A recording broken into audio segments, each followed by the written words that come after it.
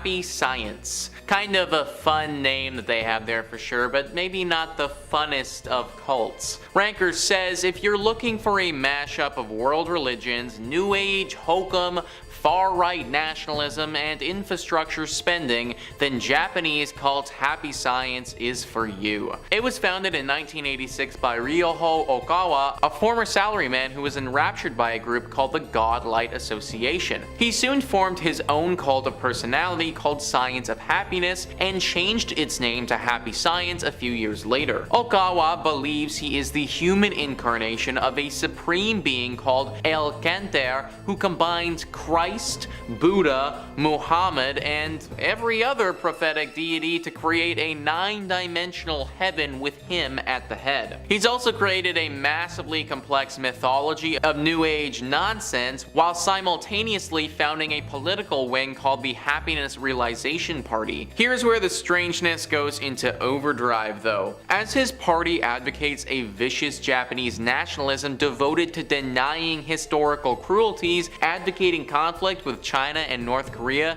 and rebuilding Japan's infrastructure. The group claims to have 12 million members around the world, has a multimedia arm, and enjoys tax-exempt status in the US. So basically, if it was up to this group, Japan would be invading China and North Korea and probably well on its way to starting World War III. So yeah, definitely not one that you want to be a part of because that could obviously get very bad very quickly. Not to mention you need to worship this dude who believes that he's the human incarnation of all these cool people. I mean, if he actually is the human reincarnation of all of those people, then that's freaking awesome, but come on guys, I think the likelihood that this dude is Jesus as well as Buddha is pretty low. Number 4 on this list is the Brethren. Yeah, so joining this cult really would just be the worst, guys. You just need to give up so much to do it. Ranker says, also known as Body of Christ and Garbage Eaters, the Brethren are an apocalyptic offshoot of the 70s Jesus movement, eschewing worldly possessions and earthly pleasures to purify themselves for the coming end of the world. Brethren members essentially live as vagrants doing odd jobs to survive, eating trash, avoiding bathing and medical treatment, and giving whatever money they do make to the group. They also forbid dancing and laughing until the return of Jesus, bar members from communicating with family, and forbid contact between binary genders. Group founder Jim Roberts passed in December 2015, leaving the future of the secretive cult unclear. You literally need to give up everything in your entire life to get ready for when Jesus returns. I just don't get this one, guys. Like, maybe it's because I'm not part of this cult, but I guess it isn't clear to me why Jesus would be angry that you have earthly possessions. Like, what does he have against you having the occasional knickknack, you know? Also, there's the whole thing where you literally need to eat garbage. I don't think that they're joking about that, guys. Like, you will be eating scraps if you join this cult. Never having a warm meal again, that's about as terrifying as it can get. Number 3 on this list is the Fundamentalist Church of Jesus Christ of Latter-day Saints. You guys might be familiar with this one right now as it's currently very popular. Netflix just released a documentary about this cult, so if you want a more in-depth summary of what went down, definitely go check that out. Ranker says that this cult was an offshoot of Mormonism that's constantly in the news for unsavory reasons. FLDS openly embraces polygamy, which the mainstream LDS outlawed a century ago. The group has anywhere from 6,000 to 10,000 members in rural Utah and Arizona, with the group having almost total control of 2 small, linked border towns in 2 states. While Mormon splinter groups had been around long before, the FLDS was incorporated in 1991 by a group of men who had been excommunicated by the church. They went through a range of leaders who all declared themselves prophets until being taken over by Rulon Jeffs in 2002. He passed shortly thereafter and his son Warren took over. It was under Warren Jeffs that the FLDS practices of child marriage, bigamy, incest, racism, abandonment of teenage boys all became public knowledge. Jeffs was sent to prison in 2007 but continues to be the de facto head of the church while his successors squabble for power. This cult certainly isn't as powerful as it once was, and you have to imagine that as time goes on and more people are educated on what this cult did in the past, that will continue on a downward trajectory. But for now, they still aren't totally finished, and if you wanted to, then you could join this group. Absolutely do not not do that though, because these people get up to some very weird and often illegal things. Like the leader was literally sent to jail and is still there rotting away. I would not want to get myself into a situation where I'm anywhere close to the people that support that guy. Number 2 on this list is the Nuwaubian Nation. This one is absolutely nuts, guys, so strap in. Ranker says, formerly known as the United Nuwaubian Nation of Moors, this is a cult of personality based around founder Dwight York. Combining Christianity, ancient Egyptian iconography, African rituals, and a belief that aliens are coming, the nation believes that 144,000 chosen people will be taken away in a flying city, spirited to Orion to prepare for the final fight against Satan. Shockingly, York's mishmash of New Age concepts, black power militancy, and ancient Egyptian religion caught on in both the hip-hop community and in rural Georgia, where York built a massive compound made with donated funds. York's mythology grew, incorporating cloning, racial theory, cosmology, anti-government conspiracies, and linguistics. Even as the cult grew, York was under investigation, and he was finally detained in 2002 for running a massive human trafficking ring comprising as many as 1,000 individuals. He was sent to prison for life and his compound was seized and demolished. The group still exists, though in much smaller numbers. If we just ignore all of the human rights violations for a second, which we shouldn't by the way, but let's just do it anyways for one moment, then at the best possible case scenario, you join this cult and then dedicate your life preparing for a battle with Satan that you may not ever have, because not only is that crazy, but you might not even be in the 140,000 people who gets picked to have said battle with Satan. Like, this just doesn't make any sense at all, guys. Then we add back on all of those human rights violations and all the other stuff that York was sent to jail for, and you get one sick and twisted cocktail that is this cult. Number 1 on this list is Church Universal and Triumphant. Yet another cult of personality in New Age clothes, the CUT was founded in 1975 as an offshoot of a different movement, Summit Lighthouse. Founder Elizabeth Clare Prophet pitched herself and her husband as messengers of the Ascended Masters, a set of spiritually awakened ancient beings central to the Theosophy belief system. They also threw in elements of Christian Science, the I Am movement, and Mormon-style doomsday prepping. The prophets grew wealthy enough to buy large spreads in the Santa Monica Mountains and Montana, while members drove themselves into debt building fallout shelters and paying huge sums of money to reserve a spot in the post-nuclear conflict society. The church was also accused of making illicit straw purchases and of using sleep deprivation against members who attempted to leave. In ill health, the prophet retired in 1999 and passed 10 years later. Since then, the church has gone through legal problems and succession squabbles, but members still meet on a regular basis. So yeah, just join this cult if you want to potentially get tortured from sleep deprivation. Oh, and while we're torturing you, we're also gonna take all your money and invest it into some underground bunker that you'll probably never use. If that doesn't sound like an excellent use of time and money to you, which it probably shouldn't, then I really wouldn't recommend joining this cult. Number 3. Realism.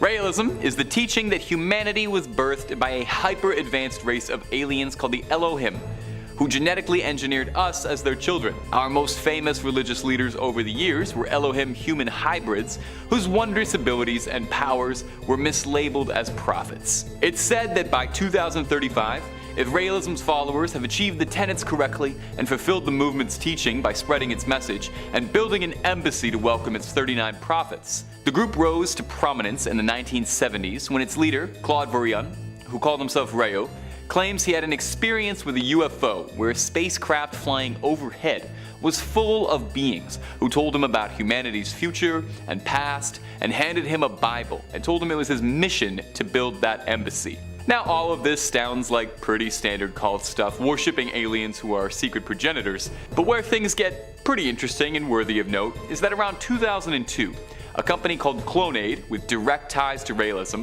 claimed to have done the impossible and cloned a baby girl, appropriately named Eve. Immediately, it spurned all kind of controversy, led to several investigations, discussions about the ethics and morality of the situation. But despite all this, no actual evidence of the clone baby ever came up.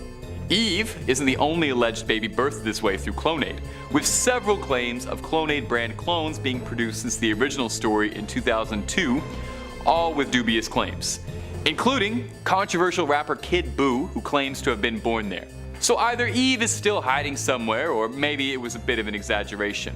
Regardless, Clonade charges up to $200,000 for their services, which might seem a bit expensive, but hey, you're getting a great deal on a clone. You're gonna make your money back on that. So if anyone's got a piggy bank just weighing them down, please send me a message and then get back to me and introduce me to you and your clone.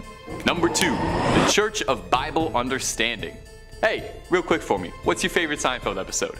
Yeah, I probably could have guessed it was the comeback or the contest, and those are both great answers. But what about the checks, where George gets involved with that group of carpet cleaners who end up trying to recruit for a cult, and he's all mad they want his boss, but they don't want him? That's the kind of shenanigan that could only happen to Costanza. Turns out that episode was based on a real group called the Church of Bible Understanding, although at the time they were going by Christian Brothers Carpet Cleaners, no doubt where the idea came from. This undertaking was one of the group's many noble business ventures, including a used van business and a New York chain of used antique stores. Like most cults, the group was led by a charismatic figurehead, one Stuart Trail, who maintained to his followers that only he was capable of understanding the Word of God and understanding how to annoy George Costanza. Their leader was expelled from the Pentecostal church he worshipped at in the early 70s, and after his expulsion, refused to give up the dream and formed his own church, promising a communal lifestyle of salvation.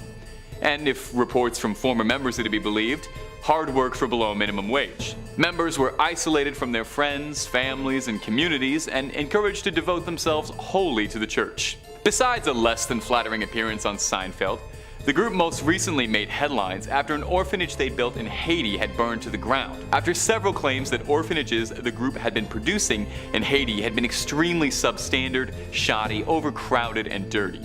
The leader, Stuart Trail, passed away in 2018. Current estimates suggested the group has dwindled down from thousands of members in its heyday to just dozens now. And there's no word if Larry David was ever a member or associated. Coming in at number 3, Congregation for the Light. Now, the majority of this list are organisations that are happily out in the open, that try and amass as many members as they can get under their leadership. Well, these guys like to do things a little bit differently. Strangely enough though, they like to be out in the open, avoiding the backwater compounds synonymous with many other cults, and instead having their headquarters deep in the heart of Manhattan. They're controlled by one all-powerful leader, Tom Bear, a 73-year-old Ohio native who denies that the light is a cult. He preaches bizarre racial theories regarding Aryans and Atlantis, preps his people for a doomsday event, speaks about complex mythology involving owls and squirrels, and has an all-powerful grip on the relationships and love lives of its members. The Congregation of the Light is an incredibly small cult, having only roughly 200 members, but the scary thing is how secluded the group are, with the majority of them being born into the light. And finally, at our number 1 spot, NXIVM. If you're wanting to find a modern cult that is incredibly recent, then look no further than NXIVM. According to their website, NXIVM is a company whose mission is to raise human awareness, foster an ethical humanitarian civilization, and celebrate what it means to be human. Well, apparently that translates to being at best an abusive pyramid scheme, and at its disgustingly worse, a human trafficking operation and sex cult subsidized by expensive brainwashing. NXIVM and its owners have been indicted on several federal charges, including sex trafficking, and have been accused of being a recruiting platform for a cult operating within it, variously known as DOS or the Vow, where women members in particular were forced into sexual slavery and physical abuse. It's a disgusting modicum of the abuse of power demonstrated at the expense of vulnerable individuals. The cult was found in 1998 by Keith Raniere, who through several decades of deception managed to coerce over 17,000 under the organisation's influence. This has included a huge amount of celebrities, actors, actresses, models and other public figures. The lid was fully blown open in March 2018 when Raniere was arrested and federally indicted, shortly followed by other important figures in the cult. Well, they go to trial in October 2018. Coming in at number 5, Gather the Daughters by Jenny Melamed. Jenny Melamed's debut novel, Gather the Daughters, transports readers to a post-apocalyptic colony ruled by tyrannical men. The futuristic community is shaped by sexism, censorship, and government-mandated procreation. The book has been compared to The Handmaid's Tale due to its depiction of female servitude. Now, as the novel's heroines come of age, they are confronted with depravity of the colony's traditions, and thanks to specific occurrences, a rebellion is sparked. Now, unlike The Handmaid's Tale, we're given very little information about life beyond the island the cult is residing on, with Melamed keeping us in the dark and just as frustrated as her characters. It's a captivating novel that inspires but at times sickens, but is mostly a meditation on the dangers of misogyny and fear.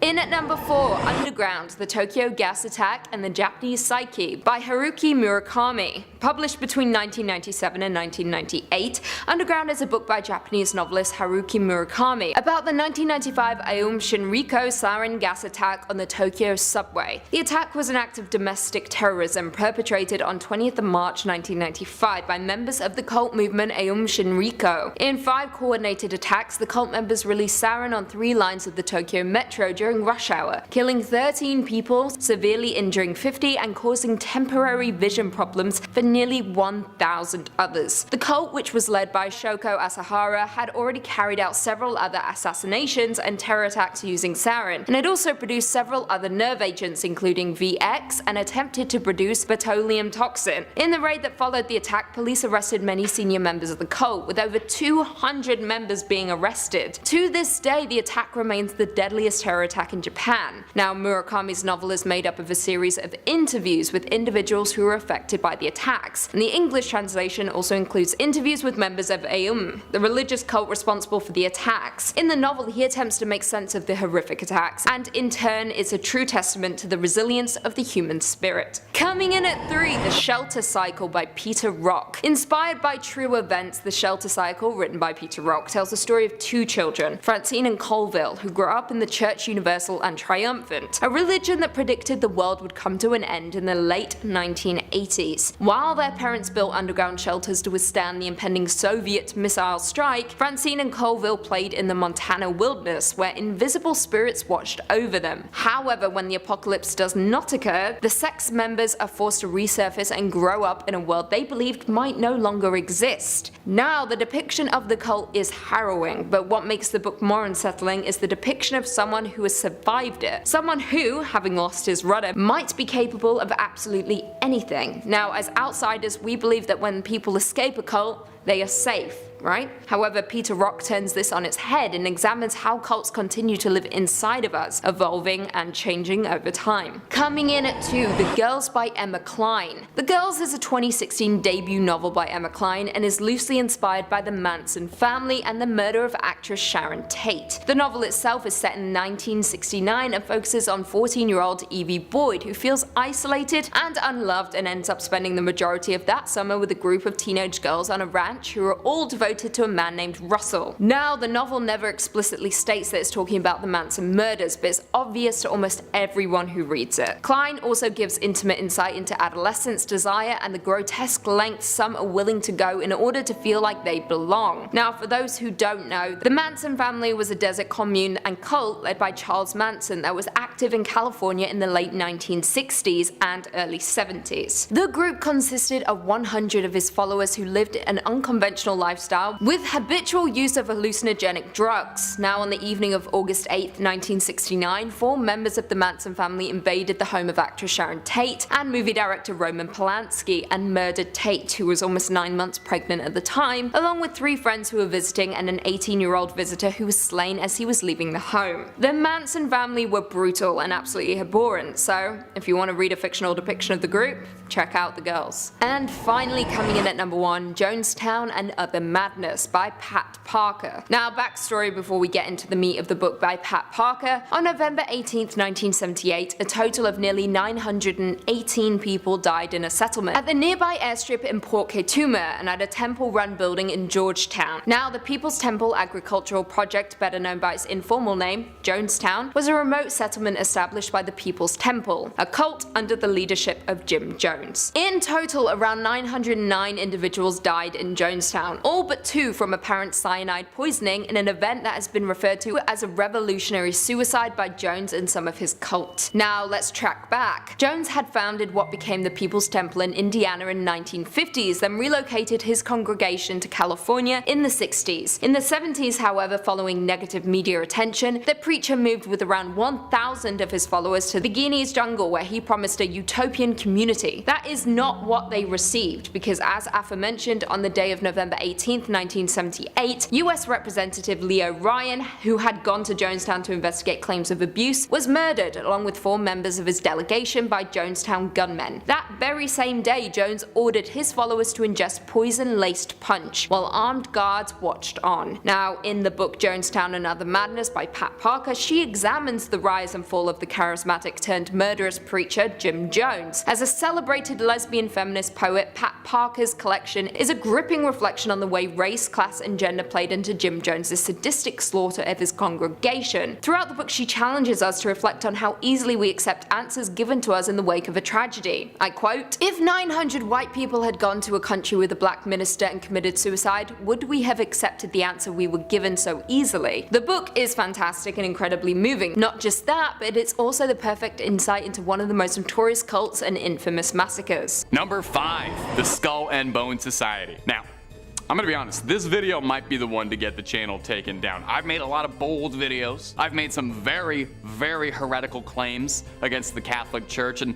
I've said some wild things and claimed them as facts regarding the Megalodon, but this might be the video to get the channel blacklisted as we start diving into and talking about some of the most secretive societies out there. The Skull and Bone Society is one of the more well-known secret societies, and yeah, I guess that's kind of an oxymoron. It's an undergraduate society at Yale University. Founded in 1832, it's renowned the world over for just how darn secretive it is, and its practice of strange rituals and its secret membership. Partly why it's so captivating to conspiracy theorists is its alumni are something to boast about. Many presidents have been members of the Skull and Bones Society, both Bush Sr. and Jr. Speculation runs rampant when it comes to the Skull and Bones, suggesting that powerful elites from within influence politics and finance. Now, membership, as one could expect, is very limited to a select few senior students at Yale who are chosen through mysterious ways, okay? You need to work on a lot more than just your GPA. I don't even know how to get in or what the criteria is, but it's not just anybody. These initiates are referred to as bonesmen. The society's rituals are kept to the utmost secrecy, even after their time in the society. After you leave, you can't go around telling everybody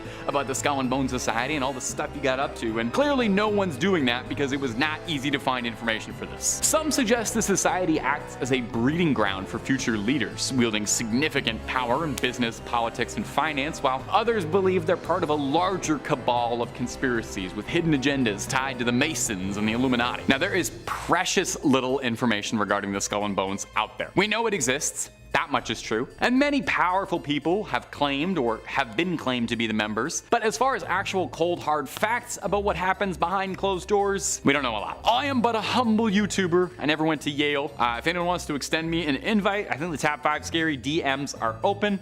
But for now, we know precious little about the infamous secret society. Now, we may not know a lot about the Skull and Bones, but we have lots of other secrets for you to unveil, from everything from Bigfoots, ghosts, conspiracies, ghouls, goblins, pretty much anything scary or freaky under the sun or above it, we've got a video or two on. So hit subscribe to Top 5 Scary. Please ring that little bitty bell so you don't miss a video.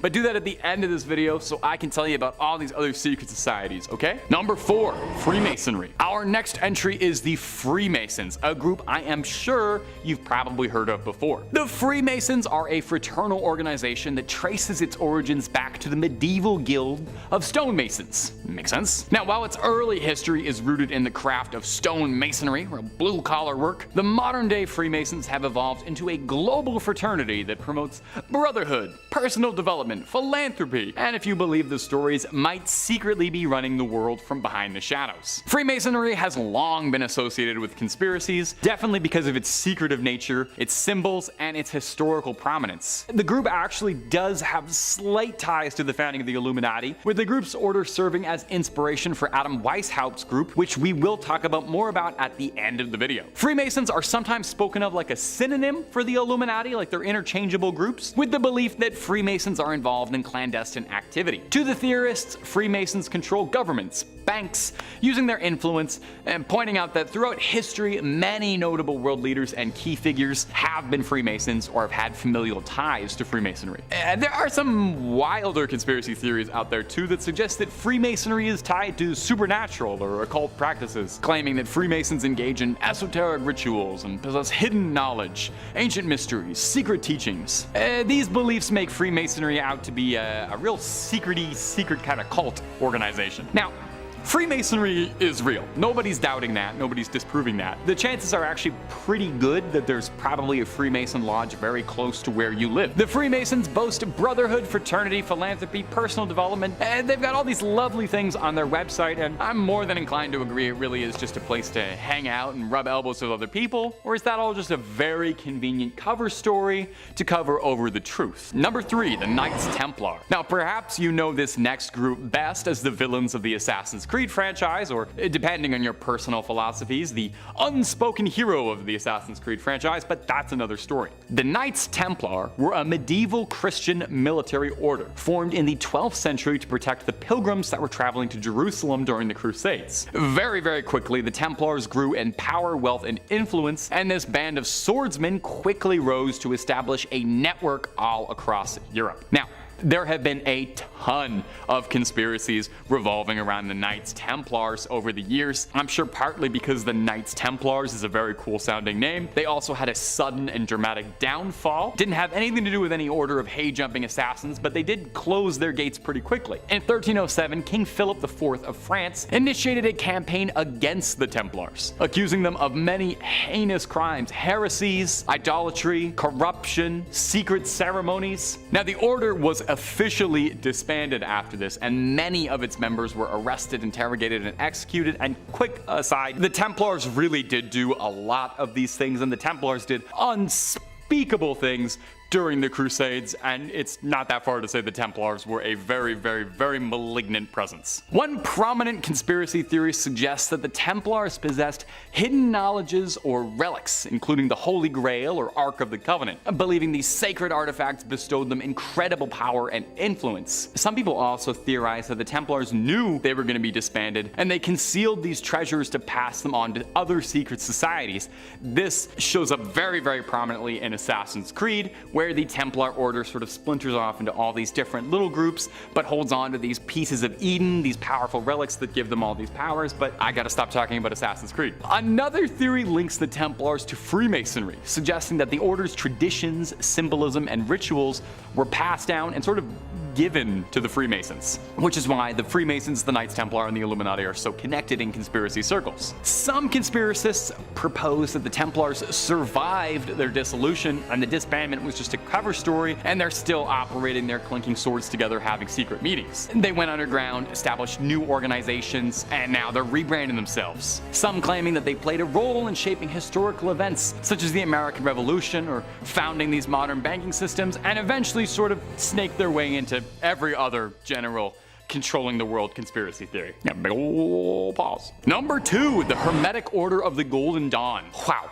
Coming up next is going to be the Hermetic Order of the Golden Dawn, which was a mystical 19th century order emerging in England, and one of the best names for a secret society like ever. This sounds like the villains of a Final Fantasy game. The order was famous for its esoteric tradition and practice of magic. Yep, the order that sounds like it's a bunch of wizards did practice magic. The Golden Dawn sought to explore the spiritual and occult aspects of the world through their rituals and symbolism. Now, the order was founded by 3 key individuals. That's William Woodman, William Westcott, and Samuel Little McGregor Methers, who secretly resented the other 2 members for having alliterative W names, and he felt deeply left out. Over the years, the Golden Dawn would attract plenty of notable figures, including notorious occultist Aleister Crowley, who did also inspire one of the best Black Sabbath songs. Internally, the Golden Dawn experienced a manner of conflict. Disagreement over leaderships, initiation, and the true nature of the Order's teachings and mission were all things that caused strife. Some people later on have suggested these internal conflicts were planned to maintain control and secrecy over the organization. Imagine that. Your organization is so secret, you need to get rid of your own members. Keep them out of the loop. They know too much. Conspiracists believe that the Order's supernatural ties mean they are involved with some paranormal entities. Maybe we're getting a little bit out there. Believing that they were able to manipulate and control individuals and situations. They could control minds and influence. Summon demons. Of course, it could also just be a giant load of hullabaloo, and the Golden Dawn could have been nothing more than a bunch of old men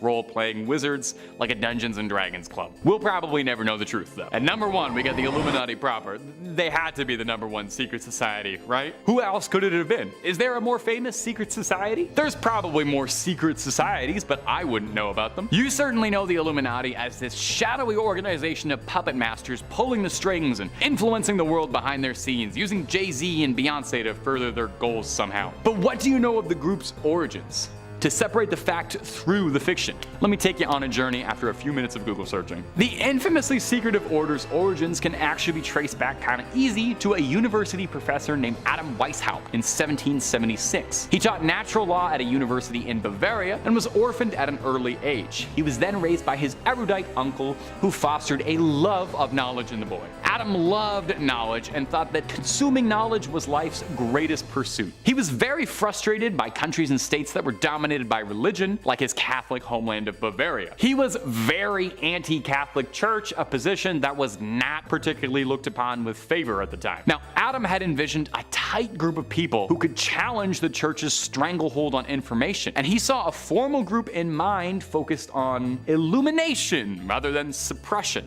There's definitely some irony in a group that's so famous now for secrecy and mystery that its original intention was to illuminate people. Initially, Weishaupt sought out the Order of Freemasons, believing that the Freemasons were exactly the men he was looking for, but he was denied entry. Frustrated, Adam chose to seek out his own people and dubbed his new group the Order of the Illuminati, but based his organization very strongly on the Freemasons. He borrowed their hierarchy, code names, clandestine dealings, a lot of their symbolism, and this is largely why people sort of mistake the two groups and correlate them together, lump them in with the same conspiracies. Adam did also pluck several Freemasons from lodges to come join, so undoubtedly there was crossover between both groups, but they're different things. Since then, pretty much every single conspiracy theory imaginable has been connected to the Illuminati. Governments, banks, entertainment, bada bada bada bada bada bada. It's all orchestrated by the Illuminati, and we simply play out their script. Symbols such as the Eye of Providence are seen as proof. You know, it's on the dollar bill, or there's symbology used in music videos and entertainment. That's proof of the group's control. Anytime you see Jay-Z doing one of these, that's proof that he's an Illuminati agent. So there was a real Illuminati, definitely, and there were a bunch of Bavarian nerds, but is there still an Illuminati pulling all the strings? Coming in at number 5, Rosemary's Baby.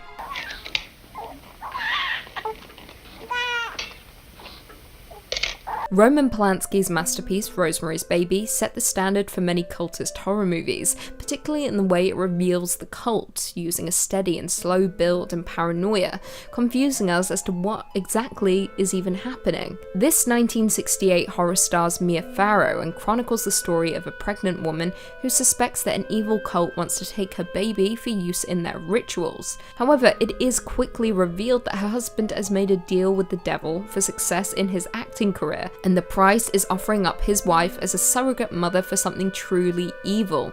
Satan's son. That's right, the cult uses Rosemary as a sacrificial lamb for Satan's grand return through his own offspring, and it is truly terrifying. The general sense of unease throughout the movie is why Rosemary's Baby is an absolute classic, and perhaps one of the scarier movies in the horror genre. The horrors depicted on and off the screen aided in the rumour that the film was actually cursed by the cult and summoned demons, with many incidents occurring off-screen to the cast and crew, including the slaying of Roman Polanski's wife, Sharon Tate, at the hands of the Manson family. Coming in at number 4, VHS 2, Safe Haven. Safe Haven is one of 4 sections in the 2013 anthology found footage sequel VHS2, with the segment being directed by Timo Tjahjanto and Gareth Hugh Evans, and being the best section in the entirety of the movie. The plot follows a news crew composed of 4 members who infiltrate an Indonesian cult in the hopes of shooting a documentary about their mysterious activities. Inside the building, they find the walls adorned in bizarre symbols, school children in classrooms, and women dressed in white garments. One of the crew, Malik, then overhears that his fiancée Lena is pregnant with another crew member's child, Adam. Things then descend into total madness. The deeper the crew go inside the building, with Lena being abducted by several women, with the cult hunting down the crew members for sacrificial reasons. Now, with only 29 minutes to play with, Evans and Tjahjanto don't hold back, not even for a second, with the segment being insanely action-packed and gore-filled from start to finish. Not to mention it builds to an insane, gore-soaked climax that will shock the audience. The cult are successful in their demon summoning, with the beast making its grand appearance towards the final moments of the movie, and it does not disappoint. Coming in at number 3, we have Children of the Corn. Children in horror movies are already creepy, but put them in a cult composed solely of children, then you have a recipe for absolutely terrifying scares. Children of the Corn, based on the book of the same name by Stephen King, is a supernatural folk horror starring Linda Hamilton and Peter Horton, and is set in a fictitious rural town of Gatlin, Nebraska. The film tells the story of a malevolent entity referred to as He Who Walks Behind the Rose, which entices the town's children to ritually murder all the town's adults and a couple driving across the country to ensure a successful corn harvest. As the couple arrive in the small, seemingly abandoned town, they discover the congregation of children led by a girl named Rachel, with them performing a cultural birthday ritual for Amos by drinking his blood from a pentagram-shaped cut on his body. Amos has turned 19, therefore is considered old enough for his passing, joining their god in the cornfield. Now, while the movie as a whole was a little disappointing, it does deliver on the horrors of cults. Not to mention there were 7 sequels, with the first being far superior. The cult movie in turn gained a cult following, with it being a hit among movie lovers. Coming in at number 2, we have Hereditary. One of 2 Ari Aster movies on our list, Hereditary was a surprise horror movie, with the reveal of its cult being kept a secret for much of the movie, making it incredibly unexpected when it begins to unfold. Released in 2018, Hereditary is Ari Aster's directorial debut, with it starring Toni Collette and Alex Wolff as a family haunted by a mysterious presence after the death of their secretive grandmother. However, what begins as a sober family drama very quickly descends into a crazy supernatural horror.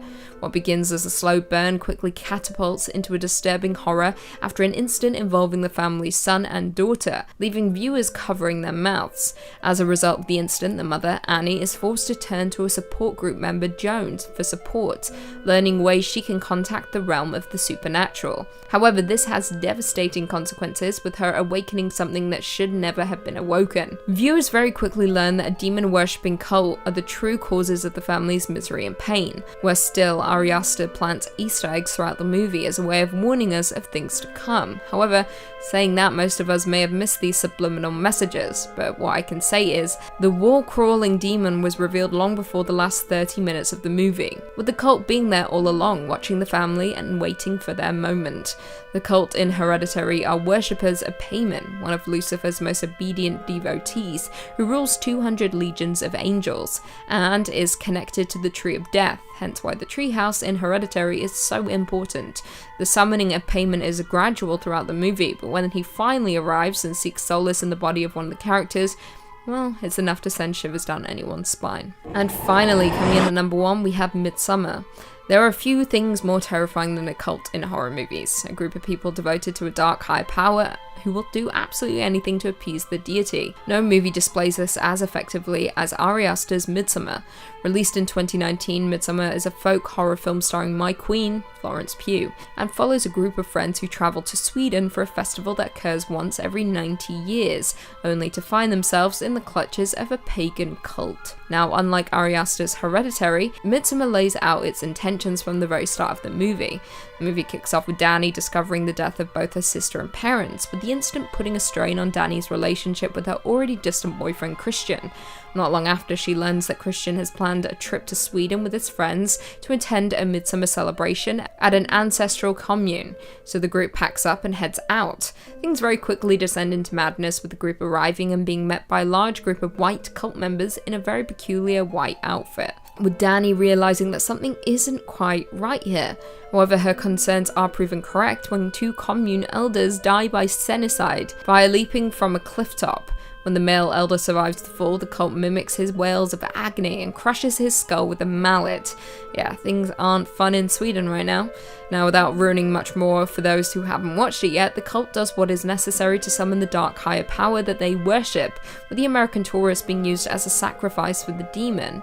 Now, more interesting still, while this movie isn't entirely based on a real cult, director Ari Aster does describe it as a stew of sorts. I quote, "We're drawing from actual Swedish traditions. We're drawing from Swedish folklore. We're drawing from Norse mythology." All in all, Midsummer successfully draws on the disturbing conventions of cultist horror to generate a sense of dread and unease, making it my favourite folk horror movie and cult horror movie of all time. Kicking off at number 5, we have The Oracle of Delphi. At the very centre of the ancient Greek world is a strange, hidden chasm that has been thought as fuel for the netherworld for thousands of years. On the slopes of Mount Parnassus, underneath the colossal Temple of Apollo, the seeds of the Delphic mystery cult came into fruition. In essence, the Oracle of Delphi was a fortune teller, the high priestess of the temple, known as the Pythia, which in ancient Greek translates as the verb to rot, in reference to the slain, monstrous python at the centre of their belief. The Pythia would sit above a huge chasm deep in the bowels of the temple and breathe in a concoction from the depths below, thought to give her hallucinogenic properties that would induce prophecy. So accurate were her predictions, though, that the Pythia was thought to be the most influential woman in the classical world. Whoever held the title would go on to influence the decisions of Alexander the Great, Croesus,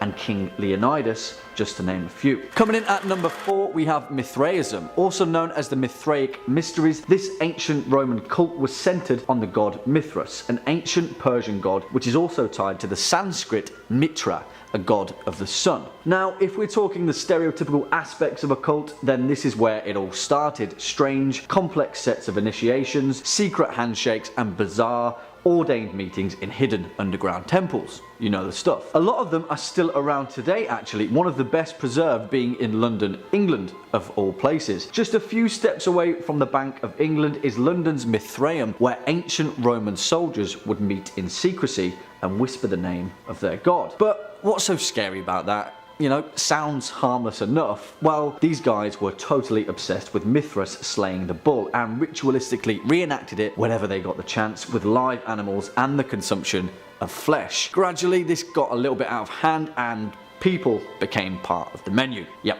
Cannibalism. Also a little bit scary, but many people believe that the Mithraic cult is still around today, just lurking somewhere in the shadows, probably London. And next at number 3, the cult of Isis. Popping over to ancient Egypt, the phrase death cult doesn't get more death-y than the cult of Isis. Incredibly popular with ancient Grecian and Roman society, the goddess Isis was central in the Old Kingdom's Osiris myth, where her husband, the divine king Osiris, was slain and resurrected by her hand. The mysteries of Isis were strangely popular in the ancient world, where initiates to the cult would undergo elaborate ritual purification before being brought into the innermost part of Isis' temple. The catch, though, was that they had to pledge their mortal soul to the goddess of rebirth. Sounds innocent enough, eh? But this often meant that somewhere, someone along the line was getting ritualistically sacrificed. Never good. Swinging in at number 2, Asherism. We've covered these guys quite regularly in our demon series, but if you didn't know, Asherism is pretty gnarly business. Known as the national cult of the Assyrian people, where the majority of ancient Assyria chose to worship a polytheistic religion with thousands of different gods, similar to that of ancient Babylonia. They shared many creation myths to that of Judaism and Christianity, such as the Great Flood and the Tower of Babel. But what separates Asherism is its fascination with demonism and their willingness to worship. For example, the tale of Lilith, Adam's first wife, who went on to become the demonic queen of the succubi. Although you could argue that this is just in essence a collection of smaller cults, Asherism didn't come into written fruition until after the fall of the Assyrian Empire, where these cults were continued to be worshipped in the surviving city of Assur. This became a melting pot for Asherism, with the cults of Sin, Nikal, Bel, Nabu, and Tammuz being twisted into a fervent blend of godhood and demonism. Mass ritualistic sacrifice, stake burnings, cannibalism, it all went down here, and it's not good.